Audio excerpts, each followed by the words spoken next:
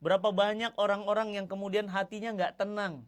Berapa banyak orang-orang yang kemudian harus menemaninya adalah pil penenang. Begitulah kehidupan seorang manusia, selalu merindukan yang namanya ketenangan. Ya, selalu tidak ingin yang namanya resah. Nggak enak teman-teman. Resah itu nggak enak. Hidup di dunia ini yang didamba bukan harta, yang didamba bukan jabatan, yang didamba bukan jadi menteri. Yang menjadi ketenangan itu adalah kedekatan kita dengan Al-Quran. Ala bizikrillah tasmainnul qulub. Hanya dengan mengingat Allah, hati kita menjadi tenang.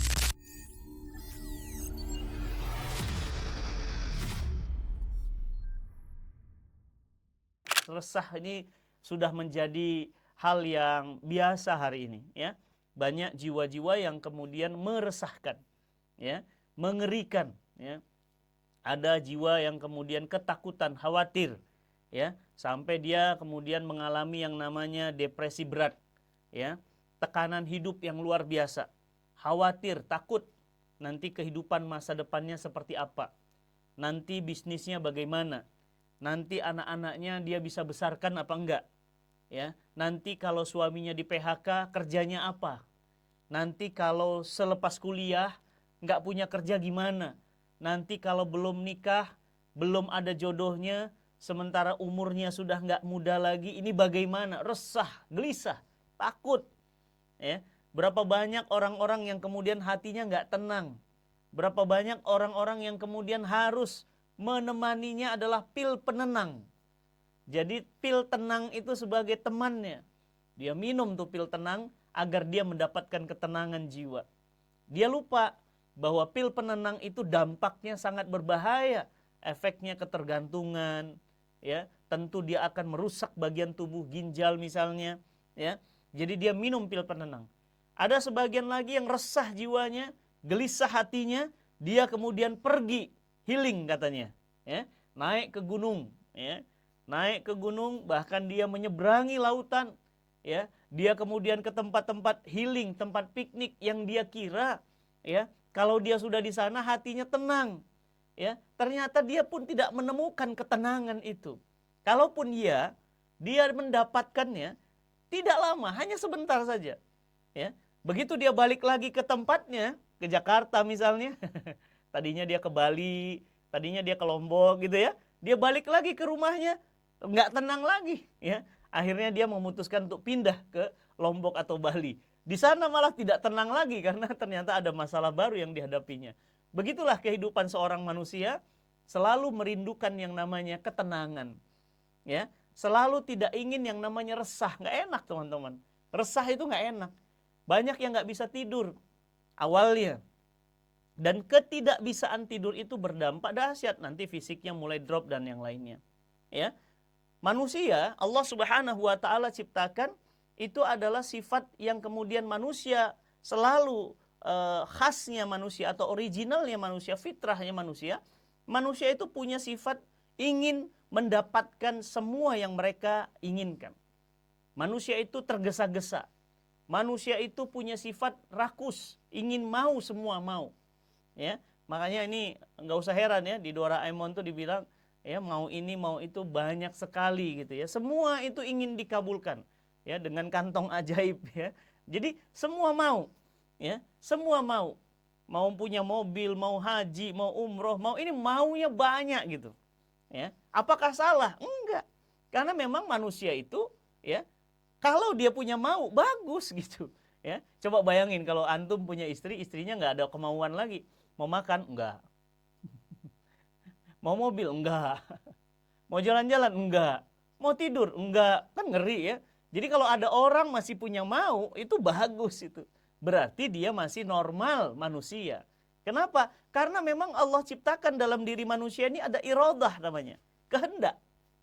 Ya, manusia itu pingin banget ya anaknya sekolah di sekolah terbaik. Normal itu. Manusia itu pingin banget punya rumah tuh yang nyaman, yang bagus, baik. Manusia tuh pingin banget punya pasangan hidup tuh yang nyenengin, nenangin gitu ya.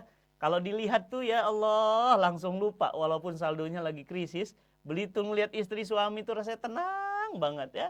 Begitu ngelihat anak itu, suami istri itu merasa tenang banget ya. Nah, jadi memang fitrah manusia, dalam diri manusia ada. Allah ciptakan itu. Ya, Allah ciptakan juga cinta kepada harta, benda, nggak salah. Jadi teman-teman jangan merasa salah. Ya Allah Ustadz, kenapa ya? Aku itu nggak suka banget, hatiku tuh kok suka sama mobil, suka sama dunia. Enggak, itu nggak salah.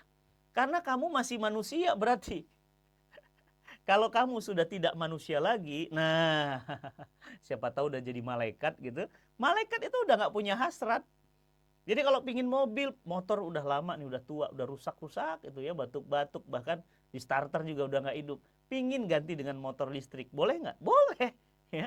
Silahkan aja. Mau beli yang baru, boleh, silahkan, ya kan? Boleh banget, ya kan? Makanya Allah Subhanahu Wa Taala katakan, Auzubillahi minasyaitonirrajim. Bismillahirrahmanirrahim. Zuyina linnasi hubbus syahwat minan nisa wal qanatir muqantara wa dhahaba wal fiddah.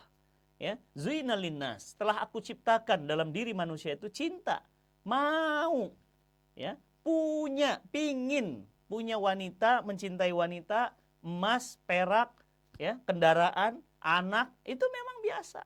Jadi dalam diri manusia ini Allah berikan itu given, dan itu tidak bisa ditolak, dan itu menimpa siapa saja, saya, ya, para ulama, guru-guru kita, para syekh, pada ulama, para habaib, semua sama manusia. Yang namanya manusia itu, ya, Allah ciptakan yang namanya khasiat gharizatun baqa. Apa itu gharizatun baqa? Naluri dalam diri manusia yang memang Allah berikan kepada setiap manusia. Dia pingin sesuatu, dia harus raih sesuatu, pasti itu, ya, pasti. Kenapa? Berarti normal, berarti asli manusia, ya. Jadi selamat kepada teman-teman semuanya. Nggak salah kalau pingin ini, pingin itu, mau ini, mau itu. Semua ada, semua mau. Silahkan, bagus itu. Tapi ingat, ya, kalau semua keinginan, kemauan itu, ya, tidak sesuai dengan kenyataan dan kemampuan, maka inilah yang akan membuat tidak tenang jiwa itu, resah. Ya, teman-teman semuanya, saya ajarkan sebuah konsep, ya, perhatikan baik-baik. Dalam diri manusia ini ada yang namanya gharizatun baqa. Naluri, fitrah yang menginginkan memiliki sesuatu, atau naluri memiliki sesuatu, disebut dengan gharizatun baqa. Nah, Allah Subhanahu Wa Taala menciptakan diri manusia ini punya gharizatun baqa. Nah, gharizatun baqa ini, naluri dalam diri manusia ini, dia selalu ingin mendapatkan sesuatu, bahkan menguasai sesuatu. Udah punya negara, masih aja nggak cukup berkuasa, pingin berkuasa anaknya, pingin berkuasa keponakannya, pingin berkuasa pamannya. Itu manusiawi aslinya. Siapapun diri manusia itu pasti ada dorongan itu. Yang kedua, konsepnya dalam diri manusia ini, dia punya gharizatun baqa, tapi gharizatun baqa ini, ya, itu rangsangannya atau kemunculannya, naluri dalam diri manusia yang namanya naluri kepemilikan ini rangsangannya dari eksternal faktor, luar. Contoh misalnya, teman-teman jalan ke mall, tadinya udah punya sepatu, tapi begitu jalan ke mall, itu melihat mata, ada sepatu, keren banget, pingin beli sepatu. Betul kan? Nah, itu namanya gharizatun baqa. Memang normal dalam diri manusia itu ada. Ya, teman-teman datang ke pameran mobil, padahal udah punya mobil, pingin beli mobil lagi, gharizatun baqa. Jadi rangsangan munculnya itu dari eksternal faktor. Ya, ada yang kedua, setelah rangsangan dari luar, gharizatun baqa ini, ya, dia karena dimunculnya itu dari luar, maka manusia itu ingin memenuhinya. Kalau tidak terpenuhi, maka jiwanya tidak tenang. Jadi sebenarnya ketidaktenangan itu adalah tidak terpenuhinya, ya, gharizah dalam diri manusia itu. Ya, manusia itu tadi ya, pingin mobil, pingin rumah, ternyata belum mampu. Belum mampu tapi ngutang. Akhirnya pinjol, akhirnya judol, akhirnya ngutang ke kartu kredit, akhirnya ngutang ke bank, nggak bisa bayar. Nah, ini yang membuat jiwanya resah. Ya, karena apa? Karena semua yang dia pingin itu dia pingin punya, wujudkan. Ya, nafsu kepemilikan, nafsu serakahnya itu mulai bermunculan. Ini yang bahaya. Jadi teman-teman semuanya, bukan gorizatun bakoknya yang salah. Nah, gorizatun bakok ini adalah naluri kepemilikan, naluri memiliki sesuatu, dan dia datangnya rangsangan dari luar. Tapi dia kalau tidak dipenuhi, kalau tidak jadi memiliki sesuatu itu, maka dia tidak akan mati. Ya, berbeda dengan yang namanya kebutuhan biologis atau hajatun udhawiyah, ya. Kalau dalam teori konsep, ya, Syekh Taqiyuddin An-Nabhani itu menyatakan bahwa misalnya kita memiliki sesuatu, ya, kalau tidak jadi beli itu rasanya resah gitu. Ya, pingin nikah sama dia gitu ya. Siapa yang belum nikah nih? Ya tiba-tiba nggak jadi, itu resah, itu hati gelisah. Ya kangen, pingin ketemu tapi nggak jadi ketemu. Wah, itu resah, gelisah. Ya, pingin menikah dengan seorang laki-laki atau wanita nggak jadi, itu resah. Ya. Nah, itu namanya gorizatun bako. Jadi gorizatun bako dalam diri manusia itu, dia pingin memiliki sesuatu. Dan kalau dia tidak penuhi itu, maka akan muncul keresahan, ketidaktenangan dalam dirinya. Ya. Nah, kalau kemudian rasa memiliki sesuatu itu tidak dipenuhi, maka dia akan tidak tenang, berbeda dengan kebutuhan biologis.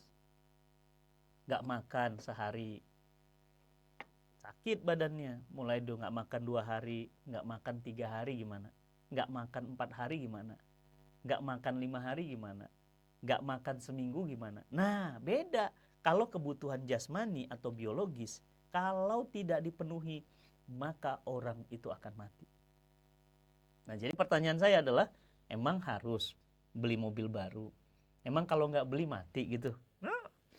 Emang harus beli jam baru lagi? Emang kalau nggak beli mati gitu? Enggak. Enggak. Nah, inilah yang kemudian teori inilah dimanfaatkan oleh pakar marketing, pakar sales, ya. Itu yang dimanfaatkan untuk kemudian apa? Merangsang terjadinya transaksi penjualan. Makanya banyak bermunculan iklan-iklan, banyak bermunculan selain iklan itu ya, kampanye produk ya. Banyak dimunculkan ya toko-toko online begitu. Untuk apa? Untuk merangsang apa? Merangsang manusia ini untuk mau membeli. Ya.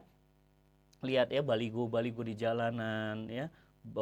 Spanduk-spanduk di jalan, promo-promo produk. Itu yang membuat kita hari ini tuh terus pingin mau. Nah, ketika kemudian hasrat-hasrat itu tidak terpenuhi, inilah yang membuat hati kita itu rasanya resah, gelisah, gundah.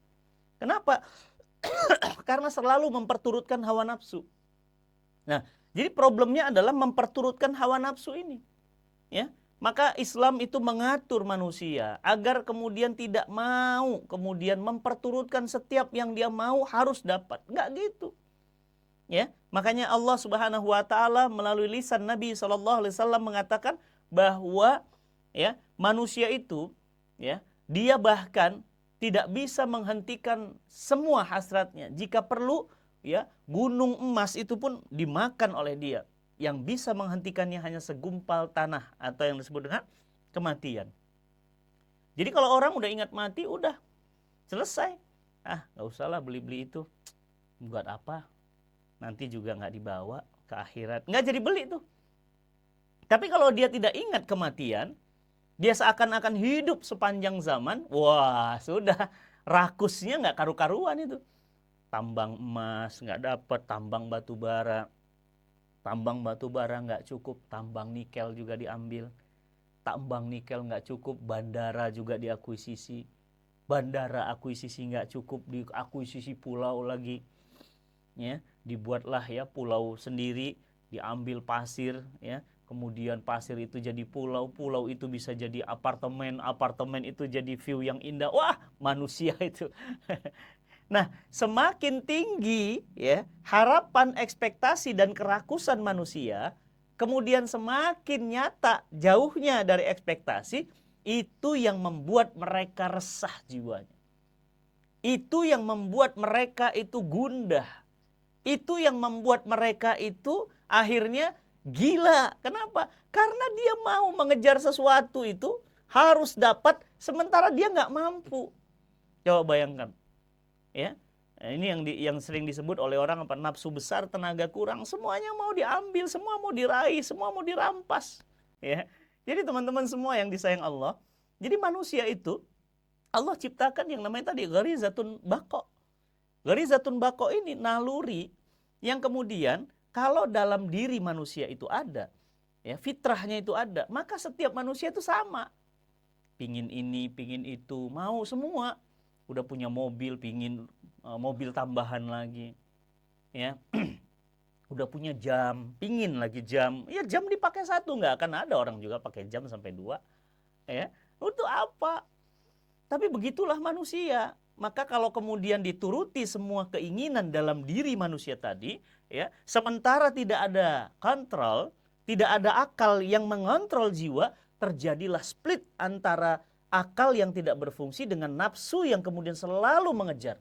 Ini yang bahaya banget dampaknya. Ya.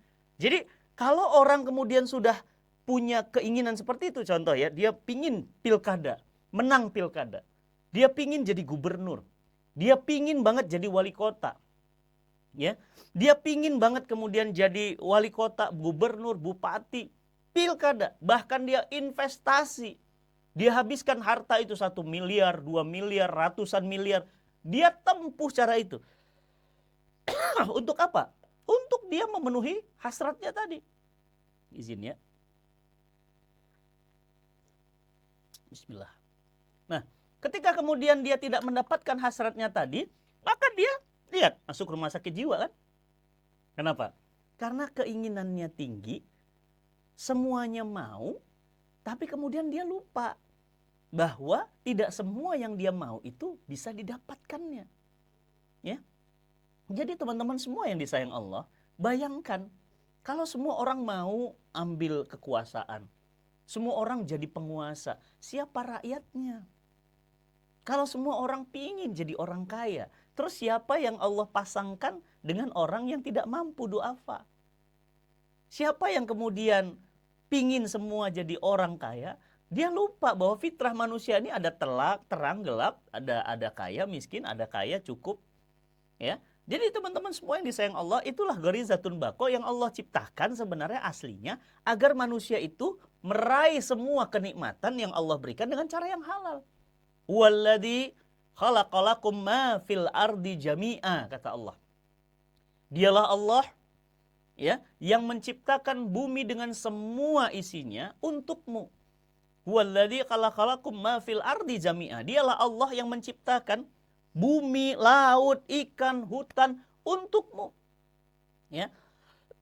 Bisa kebayang teman-teman semuanya. Kalau kita kemudian punya keinginan merampas, mengambil sesuatu, memiliki sesuatu, tapi kita nggak diberikan kemampuan untuk mendapatkan sesuatu itu dengan tata cara yang benar. Syariat diturunkan Allah. Untuk apa? Mengaturnya. Masya Allah, indahnya. Jadi luar biasa Allah tuh ya. Allah ciptakan rasa punya kehendak. Allah ciptakan rasa memiliki sesuatu, boleh-boleh aja gitu ya, sah-sah aja gitu. Tapi Allah tuh nggak biarkan itu gitu loh. Ya Rahman, ya Rahim. Indah banget konsepnya, bagus banget. Jadi Allah tuh ciptakan rasa, pingin punya istri, ya, pingin punya anak, ya, pingin punya suami. Coba bayangkan kalau nggak Allah turunkan aturan. Jadi pingin punya istri, pingin punya anak, tapi Allah nggak atur. Ya, syariatnya nggak diatur. Ada yang namanya pernikahan, ada yang namanya kemudian walimah, ada yang namanya wali nikah, ada yang namanya hukum waris, ada yang namanya kemudian syarat-syarat rukun-rukun sah menikah. Ya, bayangkan jadi apa manusia? Jadi apa manusia? Manusia akan merasa, bayangkan kalau nggak ada syariat, bebasnya luar biasa. Dia akan menikahi sesama.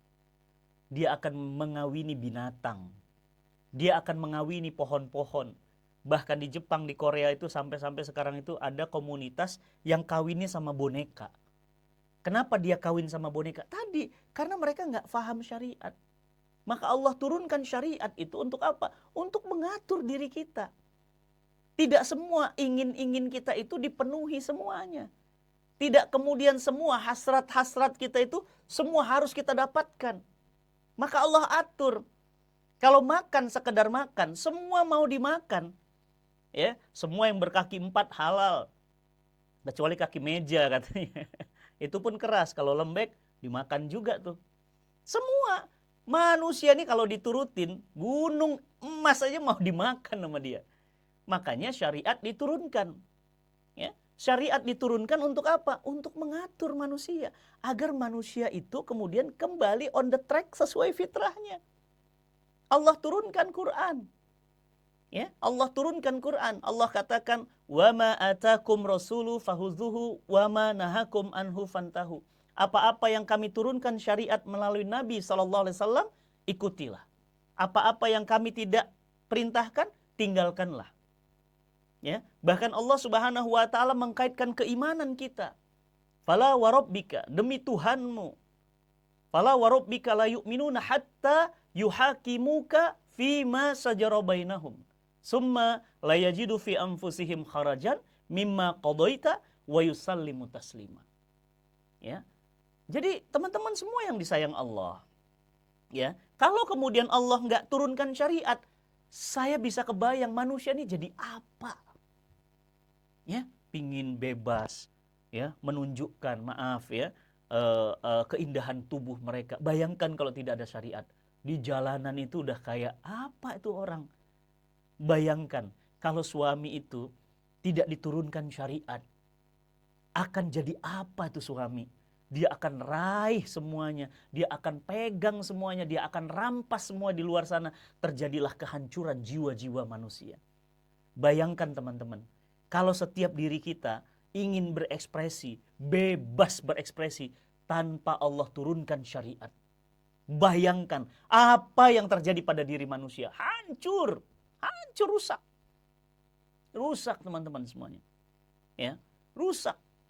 Jadi teman-teman yang disayang Allah, Allah berikan kita ini gharizatun baqa, naluri memiliki sesuatu, tapi hebatnya Rahman, Rahim, ya Rabb, Allah turunkan syariat. Allah turunkan Rasulullah Sallallahu Alaihi Wasallam yang memberikan contoh kepada kita. Hidup dengan kesederhanaan, hidup dengan keterbatasan, membatasi. Tidak semua orang harus yang dia mau dia ambil. Enggak. Jadilah manusia-manusia rakus, tamak, ya. Udah punya tanah sebelah, tanah depan diambil, tanah belakang diambil, semua mau diambil. Ternyata dia lupa tanah tempat dia pulang cuma 1 meter kali 2 meter, cukup. Teman-teman yang sayang Allah, alhamdulillah Allah turunkan syariat kepada kita. Itulah Al-Quran. Itulah sunnah Nabi SAW. Maka yang pertama, obat resahnya jiwa adalah Quran dan sunnah. Kalau kita kemudian lihat bagaimana Allah Subhanahu wa taala, ya, di Quran surat Ar-Ra'd, ya, Ar-Ra'd dikatakan di ayat ke-28 dikatakan ala bizikrillah tatsmainnul qulub. Hanya dengan mengingat Allah, hanya dengan mengingat Al-Quran, hati kita menjadi tenang. Jadi kita mengingat tentang dahsyatnya Allah, Rahman dan Rahimnya Allah, Allah Maha Pengampun, Allah Maha Kaya, kekayaannya tidak akan pernah habis, Allah Maha Kuasa, Allah Maha Pemberi segala, wa huwa ala kulli syai'in qadir, Allah Maha bisa membuat apapun, wa huwa ala kulli syai'in qadir, apapun bisa bagi Allah, maka hati kita tenang. Tenang, ada Allah. Nanti Allah yang akan belikan buat kita, nak. Tenang. Abi, aku mau rumah. Tenang, nak. Sabar ya. Nanti Allah akan kirim buat kita rumah yang bagus, nak. Ya. Ayah, aku pingin banget jalan-jalan ke luar negeri. Tenang, nak. Insya Allah. Allah yang nanti akan berikan jalan-jalan ke luar negeri. Sabar ya, nak. Ayah, aku pingin umroh. Sabar ya, nak. Ya, insya Allah. Nanti kalau kita sudah layak untuk berangkat umroh, kakak-kakak udah gede, kemudian Abi juga udah punya rezeki, Uminya juga sehat, kita berangkat umroh ya, nak, ya. Tenang hidupnya, nggak ngoyo, nggak maksa, menghalalkan segala cara, akhirnya utang sana utang sini demi pencitraan supaya kemudian bisa diupload keren, dapat likers banyak. ya, banyak subscriber supaya apa? Kemudian dia kira itu ketenangan jiwa, justru itu beban jiwa dan itu sumber keresahan jiwa. Jadi teman-teman semuanya, obat keresahan jiwa itu azzikr. Ya, azzikr. Azzikr ini adalah nama lain dari Al-Qur'an. Jadi Al-Qur'an itu azzikr. Inna nahnu nazzalna zikra wa inna lahu lahafizun. Kami turunkan azzikr Al-Qur'an, inna nahnu nazzalna zikra wa inna lahu lahafizun. Jadi kita tuh diturunkan Al-Qur'an dan Allah yang menjaganya. Jadi teman-teman semuanya, nah Indonesia, fatalnya Indonesia, 70% umat Islam Indonesia nggak bisa baca Quran. Ya, berdasarkan data dari Dewan Masjid Republik Indonesia, 70% umat Islam Indonesia nggak bisa baca Quran. Istighfar semuanya teman-teman. Astaghfirullahaladzim. Ya Allah. Quran itu guidance. Quran itu GPS. Quran itu pengarah jalan. Lah kalau antum nggak bisa bacanya, bagaimana mau mendapatkan ketenangan jiwa? Ya, bagaimana kemudian bisa dapat ketenangan jiwa sementara sumber ketenangan jiwa itu adalah Al-Quran. Sedangkan kita tidak bisa baca Quran. Nah, bagaimana itu ceritanya? Konsepnya gimana? Ya, dia resah jiwanya. Allah turunkan obat. Tapi obatnya nggak mau diminum. Ya kan? Obatnya dikasih obat nih. Tapi obatnya cuma diliatin doang. Ya kan? Kemudian malah bertanya lagi, bener nih obat? Ya Allah. Serius nih obat, bener nih bisa nyembuhin. Allahu Akbar. Kalau obatnya itu dari manusia, antum ngomong begitu, oke lah. Tapi ini obatnya dari Allah. Mahuwa sifa fis sudur. Ya. Dia obat bagi jiwa kita. Coba bayangkan. Ya, teman-teman semuanya, 70% itu gede apa banyak? Gede apa banyak?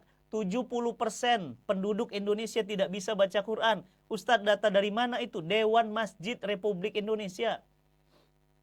Tahun 2018 pernah ada survei, ya, 58,50%, 58,53% umat Islam Indonesia nggak bisa baca Quran. Jadi setengah penduduk Indonesia itu nggak bisa baca Quran. Jadi kalau teman-teman bisa ngedapatin banyak keresahan jiwa, rumah sakit jiwa, banyak orang sakit jiwa, ya kadang-kadang saya berpikir, ya wajar ya gitu. Kenapa? Ya karena mereka itu nggak bisa mengakses Quran. Itulah kenapa kemudian saya diriin Cinta Quran itu. Teman-teman bisa kunjungi nanti IG-nya ya. cintaquran.id. Belajar baca Quran di sana. Ada. Dari mulai nol, nggak bisa baca sama sekali, bisa baca Quran. Ya, teman-teman semua yang disayang Allah, kalau kemudian kita tahu bahwa Allah tadi ya, runutannya gitu ya. Allah menciptakan manusia, oke tadi ya. Allah menciptakan dalam diri manusia ada tadi apa namanya? Apa namanya? Gharizatun baqo, naluri memiliki sesuatu, naluri ingin menguasai sesuatu, Allah taruh dalam diri manusia ya. Oke, tadi ya gitu ya runutannya ya. Kemudian Allah turunkan pula aturan, kan nyambung gitu loh. Ya, jadi terkoneksi betul gitu. Allah ciptakan rasa cinta. Ya kan? Maka laki-laki cinta sama perempuan, perempuan cinta sama laki-laki. Tapi Allah turunkan juga aturan. Nggak boleh kholwat. Nggak boleh membuka aura di depan yang bukan mahram. Hanya kepada orang-orang tertentu saja yang boleh membukanya, melihatnya. Nggak boleh berduaan. Ya kan? Nggak boleh ngintip rumah orang lain. Tuh, Masya Allah ya. Jadi luar biasa ya. Ini luar biasa dahsyat loh teman-teman semuanya. Allah ciptakan garizatun baqo. Jadi nanti kalau jelasin lebih dalam lagi waktunya nggak cukup. Ada 3 paling tidak garizah itu. Garizatun baqo, garizatun tadayun, dan garizatun nau. Naluri seksual. Naluri ketuhanan. Nah, dalam diri manusia itu Allah punya, berikan itu hadiah, given dari Allah. Pingin ini, pingin itu, boleh. Tapi hebatnya Allah turunkan syariat. Untuk apa? Ngatur mana yang boleh, mana yang nggak boleh. Mana yang Anda harus ambil, mana yang Anda nggak boleh ambil. Hebatnya Allah. Maha dahsyat Allah. Dia ciptakan manusia, dia turunkan aturan buat manusia, Allah juga turunkan rasa, Allah juga turunkan teladan manusia, sehingga manusia itu enggak, masa diciptakan tapi dilarang gitu ya. Bingung, makanya saya konsep-konsep agama-agama lain tuh bingung saya gitu. Ada yang membujang ya, ada yang kemudian maaf ya jadi biku, terasing ke pulau-pulau, ke gunung-gunung, nggak mau nikah, anti perempuan. Pertanyaan saya lah, bukankah dalam dirinya Allah ciptakan ada anugerah? Kenapa anugerah itu dibunuh? Makanya jatuh cinta itu nggak dosa. Yang dosa itu ketika jatuh cinta menyalurkannya kepada jalan yang tidak fitrah. Jatuh cinta kemudian tidak menikah, itu yang salah. Tapi kalau jatuh cinta dan menikah, sesuai syariah. Ya, maka teman-teman yang disayang Allah, ini menarik sekali konsep Islam ketika kemudian diturunkan, kemudian Allah turunkan aturan, Allah berikan ahkamul khamsah. Catat ya, ahkamul khamsah, hukum yang 5. Ada wajib, ada sunnah, ada makruh, ada mubah, ada haram. Jadi Allah turunkan manusia, Allah ciptakan manusia, Allah ciptakan rasa dalam diri manusia, ada rasa cinta, ada rasa memiliki gitu kan ya. Tapi Allah turunkan juga ahkamul khamsah, hukum yang 5, mana yang wajib. Harus dikerjakan, harus diambil, nggak boleh ditinggalin. Contohnya apa? Ayo absen, sholat, betul. Apalagi yang wajib-wajib? Zakat. Apalagi yang wajib-wajib? Haji bagi yang mampu. Betul. Ayo ketik-ketik semuanya. Yang wajib-wajib apa? Membayar hutang. Apalagi? Memuliakan orang tua. Apalagi? Puasa Ramadan. Terima kasih. Apalagi yang wajib-wajib? Menunaikan nafkah kepada istri. Apalagi yang wajib-wajib? Memberikan nafkah pada anak-anak. Apalagi yang wajib-wajib? Ayo teman-teman, yang wajib. Berjihad, betul. Apalagi yang wajib-wajib? Menutup aurat, zakat, dan yang lainnya. Sholat, ya, wajib. Ahkamul khamsah yang kedua. Apalagi? Yang kedua, sunnah. Yang sunnah-sunnah apa hukumnya? Dikerjakan mendapatkan fadilah, mendapatkan keutamaan, mendapatkan keberkahan, kebaikan. Apa yang sunnah-sunnah? Saum, Senin, Kemis, betul. Apalagi yang sunnah-sunnah? Yang sunnah-sunnah, teman-teman, ketik, gerakkan jarinya biar berolahraga. Apa yang sunnah-sunnah? Pakai siwak. Oke, apalagi yang sunnah-sunnah? Sholat tahajud boleh, betul. Apalagi yang sunnah-sunnah? Sedekah, betul, bagus. Apalagi yang sunnah-sunnah? Sebutin, ayo ketik-ketik semuanya biar aktif semuanya. Ayo, yang sunnah-sunnah apalagi? Sedekah, apalagi? Wakaf, betul ya. Oke, itu yang sunnah-sunnah. Apalagi yang makruh? Ayo, biasanya makruh pasti apa? Merokok. Itu contoh yang udah given. Kayaknya nggak ada contoh lain. Apalagi yang makruh? Minum berdiri, ya. Ya, apalagi tidur telungkup, itu makruh, ya. Ya, kalau laki-laki itu sebagian ulama itu pipisnya berdiri tuh, makan jengkol lah itu makruh, itu contoh zaman SD. Ya, apalagi? Oke, wajib, sunnah, makruh, mubah. Apa tuh mubah? Hal-hal yang boleh dikerjakan, boleh-boleh aja. Main bola, apalagi badminton, ya, main game itu makruh-makruh aja, silahkan aja, maaf, mubah-mubah aja boleh. Nonton TV, ya. Oke, kemudian yang terakhir yang haram. Nah, apa yang haram-haram? Coba ketik semuanya teman-teman, ayo terlibat semuanya yang haram-haram. Ahkamul khamsah, hukum yang 5 yang haram. Ya, ngemplang utang tuh, nggak mau bayar utang lo. Malu dong, punya utang nggak bayar-bayar. Apalagi zina, betul, haram. Makan babi, minum khamar, judi, riba, buka aurat kepada yang bukan mahram. Apalagi yang haram-haram? Yang haram-haram, riba boleh, khamar, betul. Apalagi? Ya, durhaka pada orang tua. Apalagi? Yang haram-haram. Ayo, apa yang haram-haram? Meninggalkan sholat dengan sengaja, betul ya?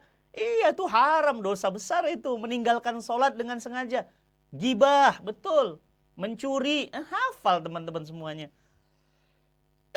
Ada berapa? 5, ahkamul khamsah. Hukum yang 5 nih. Nah, maka 5 ini kemudian mengatur diri kita. Sehingga 5 ini semua ada dalam Quran. Nah, ini yang kemudian akan menyebabkan jiwa itu tenang. Ya, maka kalau ingin tenang jiwanya, kembalilah kepada Quran, obat ketenangan jiwa. Ya, jadi kalau teman-teman pingin tenang, nah, buka-buka Quran, bacanya aja dapat keutamaan, apalagi tadaburnya, apalagi kemudian menghafalkannya, apalagi kemudian mengimaninya. Aduh, itu dahsyat. Maka tenang jiwanya, happy hidupnya, ya.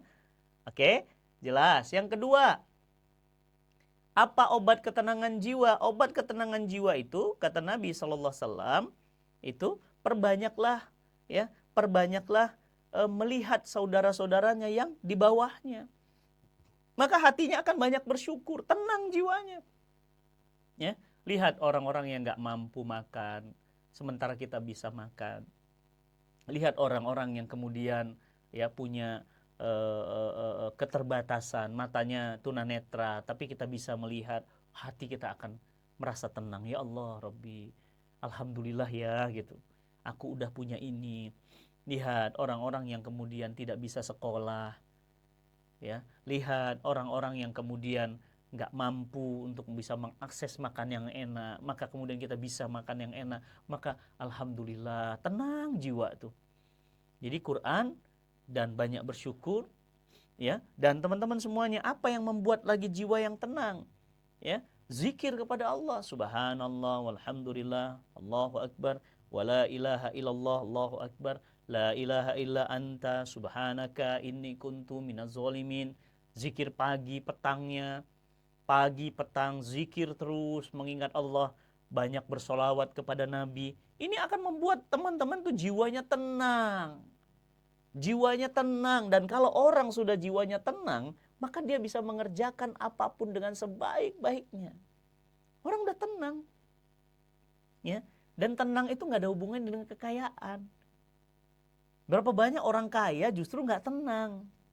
Itu kemarin ada yang lompat lagi dari apartemen lantai berapa, 21 ya, kemarin meninggal. Kenapa? CEO Hyundai.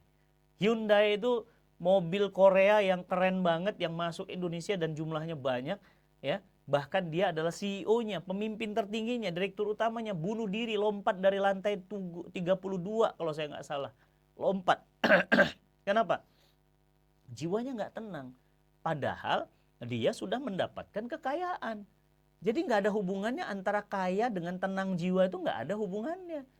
Kata siapa kalau udah kaya pasti jiwanya tenang? Belum tentu. Ya, kenapa? Karena ketenangan jiwa nggak ada hubungannya dengan harta. Harta itu bukan hubungan langsung dengan ketenangan jiwa, beda. Ketenangan jiwa itu tidak dijamin dengan adanya harta. Kalau harta itu adalah ketenangan jiwa, maka orang yang paling tenang jiwanya orang kaya. Betul nggak? Kalau nggak punya harta itu adalah keresahan jiwa, orangnya pakai sakit jiwa, berarti yang masuk rumah sakit harusnya orang miskin. Betul nggak? Faktanya nggak gitu, Bambang. Orang kaya itu bisa gila, orang miskin juga bisa gila. Tapi bisa dikatakan bahwa bukan harta itu yang menyebabkan orang jadi tenang. Ya, banyak habis pilkada nih, ini banyak orang masuk rumah sakit jiwa. Kenapa? Apakah dia orang kaya? Iya. Apakah dia orang miskin? Enggak, boro-boro orang miskin. Buat makan aja susah, apalagi dia harus ikut pilkada. Ya, makanya sampai ada yang bilang, apa bedanya pilkada sama pilkabe gitu. Apa bedanya teman-teman? Ya, kalau pilkabe itu lupa dipakai jadi gitu ya. Kalau dia nggak udah lupa, udah jadi dia lupa gitu ya. Nah, itu pilkada itu ya. Nah, begitulah teman-teman semuanya. Jadi jelas ya, obat ketenangan jiwa itu adalah Quran, bersyukur, zikir, ya, berteman dengan orang-orang soleh, itu tenang jiwanya. Tenang jiwanya. Ya, nggak ada tuh resah. Ya, nggak ada gelisah, tenang, enak. Saya doakan teman-teman semuanya yang nonton hari ini, yang ikut kajian, mudah-mudahan punya ketenangan jiwa ya Allah. Amin ya Rabb. Berikan teman-teman kami ya Allah, sahabat-sahabat kami yang nonton hari ini ya Allah, jiwanya tenang ya Allah. Jauhkan mereka dari jiwa yang goncang, jiwa yang resah, jiwa yang gelisah. Ya Allah, berikan ketenangan ya Allah. Berikan kecukupan rizki ya Allah. Berikan ketenangan jiwa ya Allah. Jauhkan dari jiwa-jiwa yang sakit ya Allah. Berikan ketenangan jiwa ya Allah. Amin ya rabbal alamin ya rabbal alamin. Amin ya rabbal alamin. Teman-teman semua yang disayang Allah, ini yang ingin saya sampaikan hari ini. Konsepnya udah jelas ya. Bagaimana kemudian Allah ciptakan manusia tadi dari awal, kemudian Allah anugerahkan rasa dalam diri manusia. Setelah itu Allah kemudian turunkan ahkamul khamsah, turunkan Al-Quran dan Sunnah, turunkan aturan, dan mengikuti ini semuanya menyebabkan jiwa, tidak ada jiwa yang lelah. Yang ada hanyalah jiwa yang lillah. Ganti jiwa lelah itu dengan jiwa lillah. Mudah-mudahan bermanfaat apa yang sudah teman-teman dapatkan pagi ini. Doakan saya ya teman-teman semuanya. Mudah-mudahan saya pun mendapatkan ketenangan jiwa sebagaimana teman-teman semua mendapatkan ketenangan jiwa. Ya, bismillah, semangat terus dalam menjalani hidup, karena ternyata hidup di dunia ini yang didamba bukan harta, yang didamba bukan jabatan, yang didamba bukan jadi menteri, ya. Yang menjadi ketenangan itu adalah kedekatan kita dengan Al-Quran. Ala bizikrillah tasmainnul qulub. Hanya dengan mengingat Allah, hati kita menjadi tenang.